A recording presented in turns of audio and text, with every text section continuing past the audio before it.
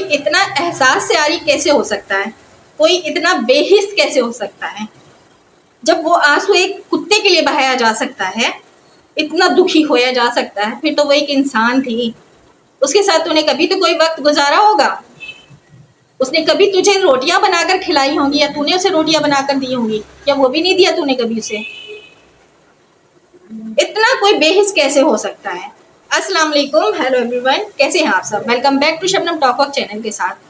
कोई इतना एहसास यारी कैसे हो सकता है?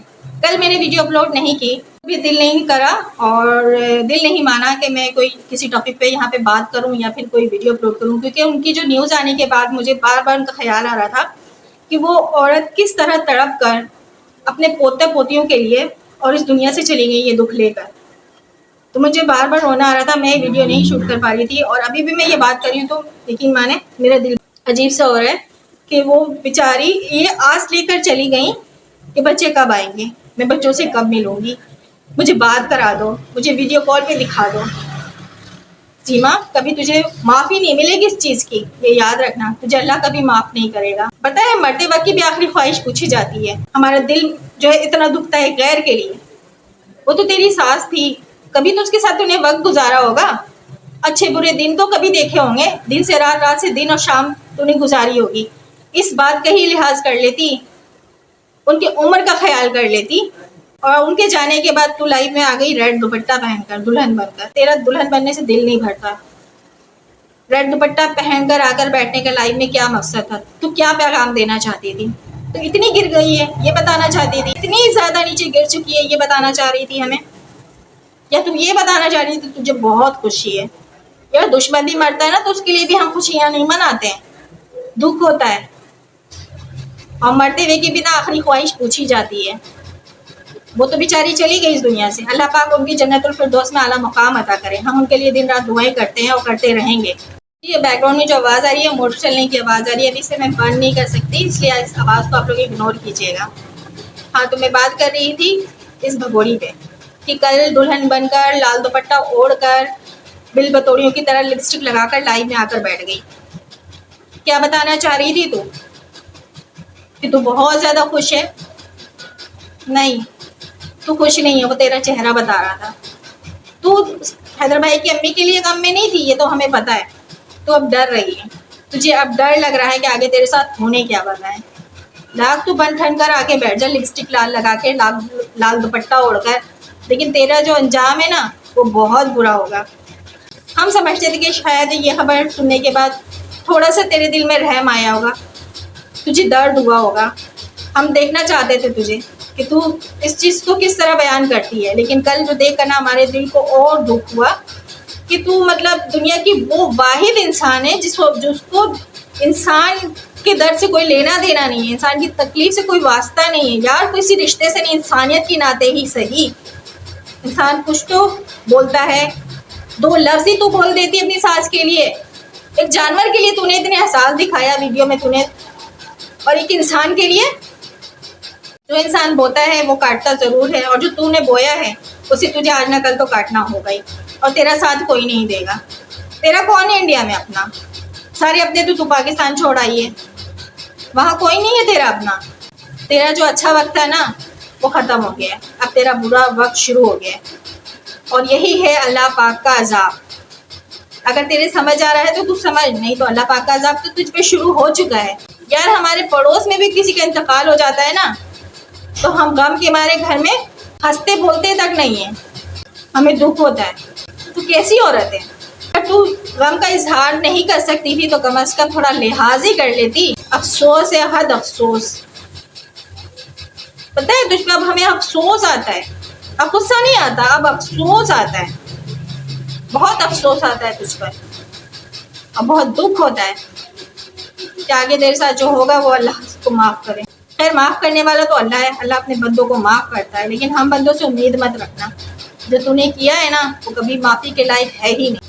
पता है, ये बात जब मैं सोच रही थी तो मुझे खुद रोना आ रहा था, आंखों में आंसू आ जा रहे थे, और मेरा दिल ही नहीं करा कि कल मैं वीडियो अपलोड करूँ बनाकर इस टॉपिक में या फिर कोई और टॉपिक पे। बिल्कुल भी दिल नहीं कर रहा था, जाहिर सी बात है। हालांकि कभी मैं अजहर भाई की अम्मी से मिली नहीं, उनकी शक्ल तक नहीं देखी हूँ, लेकिन बार बार ऐसा लग रहा था वो फेस सामने आ रहा है और मतलब दिल से रोना सा आ रहा था, तो नहीं बनाई कल मैं वीडियो, नहीं अपलोड की। लेकिन ये हमारा काम है, चैनल पे वीडियो डालना ज़रूरी होता है। सो मैं आज वीडियो शेयर कर रही हूँ आप लोगों से। और वही बातें, वही टॉपिक, कल लाइव आई वो, हम लाइव का इंतज़ार कर रहे थे। लाइव तो आएगी, कोई दो बोल तो वो बोलेगी, शायद उसे थोड़ा एहसास हो जाए, उसे थोड़ी सी शर्म आ जाए, थोड़ी सी गैरत आ जाए कि उसने क्या कर दिया। आज जो वो इस दुनिया में नहीं है, इस जहाँ पानी से कूच कर चुकी है, इसकी जिम्मेदार भी तू है। खैर, मौत तो अल्लाह के हाथों में है, कब जिसकी मौत आ जाए, लेकिन हम ये समझते हैं कि उनकी मौत की जिम्मेदार तू है। जिंदगी जीने वाली भी थी ना, वो ये 4 बच्चों का गम लेके इस दुनिया से चली गई, घुट घुट कर चली गई। कितना दर्द होगा उनके दिल में, बहुत अफसोस होता है हैदर भाई के लिए, बहुत दुख होता है। कितना दर्द दिया तूने उन्हें, इसका क्या हिसाब नहीं होगा? होगा, जरूर होगा। अल्लाह के घर देर है अंधेर नहीं है, हर एक गलती का हिसाब है अल्लाह के पास, और अल्लाह पाक लेता है। अल्लाह बस रस्सी ढीला करता है अपने बंदों का, जितना कर सकता है तू कर ले। फिर जब वो अल्लाह पाक रस्सी खींचता है ना, फिर इंसान मुँह के बल गिरता है। तो तू गिरेगी मुँह के बल, बहुत जल्दी गिरेगी इंशाल्लाह। वो वक्त अब करीब है, तेरा अच्छा वक्त अब खत्म हो गया, बुरा वक्त शुरू हो गया। अभी एक फेक वॉइस को लेके जो बातें उठी थी, इतना वावेला मचाया गया था, वो बात तो साबित हो गई कि वो वॉइस जो है वो फेक थी। और लेकिन एक बात और हमें समझ आई है कि ये फेक न्यूज़ आखिर हैदर भाई के इतने करीबी दोस्त तक ही क्यों पहुंचाया गया, किसी और के पास क्यों नहीं गई ये वॉइस? हैदर भाई के करीबी दोस्त के पास ये वॉइस क्यों पहुंची? तो ये एक सोची समझी साजिश थी। इस साजिश के तहत ही ये चीज़ उन तक पहुंचाई गई। उसके बाद फिर ये लाइव में बैठती है और हैदर भाई पे उंगलियां उठाती है, इस तरह कर करके। तो हमें पॉइंट मिल चुके हैं, हमें समझ आ चुका है कि ये सारे काम तू नहीं करवाए थे। ये वॉइस हैदर भाई के करीबी दोस्त तक तूने ही पहुंचवाया था, फेक न्यूज़ बनाकर। अब शर्म नहीं आई? ये फेक न्यूज़ उस तक पहुंचाया तूने और अपनी बेटी का जिक्र उसमें करवाया, तब तुझे शर्म नहीं, और इल्ज़ाम तूने हैदर भाई पे लगवाया। इसकी साजिश थी ये, तेरी ना, केस को खराब करने की, केस को दूसरी रुख ले जाने की, तेरी ये सोची समझी साजिश थी। हम पाकिस्तानियों को एक दूसरे में लड़वाने की कोशिश की गई, केस को खराब करने की कोशिश की गई। ये फेक वॉइस तूने उस बंदे तक पहुंचाया जहां से तुझे पता था कि ये न्यूज़ उठेगी तो एक वावेला मचेगा, और फिर मुझे मौका मिलेगा हैदर को बदनाम करने का, हैदर पे उंगलियां उठाने का कि वो बच्चों से प्यार नहीं करता, वो बच्चों से मोहब्बत नहीं करता। तो कब तक? असल बात तो सामने आ ही जाती है ना, झूठ के पैर नहीं होते, लेकिन झूठ पकड़ा जरूर जाता है। बातें कुछ समझ नहीं आई, क्योंकि इस तरह आनन फानन बात हो गई थी, हम पे उंगलियां उठाई गई कि हमने गलत न्यूज़ चला दी, हमें ये करना चाहिए था, हमें ऐसा नहीं करना चाहिए था। मानते हैं, लेकिन इस गेम में हमें यूज़ किया गया, इस बात को भी आप सबको मानना पड़ेगा। हमारे जज्बात से खेला गया, कि पता था कि जज्बात में आके ये काम कर दिया जाएगा, क्योंकि हम सब हैदर भाई के बच्चों के लिए आवाज़ उठा रहे हैं। उस चीज़ को पकड़कर इसने इस तरह का काम किया, फेक वॉइस पहुंचाई गई और उस बंदे तक पहुंचाई गई जिसके पता था, उम्मीद थी कि ये वॉइस यहाँ से ज़रूर चलाई जाएगी। फिर मैं उंगलियां उठाऊंगी हैदर पर, फिर मैं इल्ज़ामात लगाऊंगी जो तू लगा रही थी उस दिन रात लाइव में।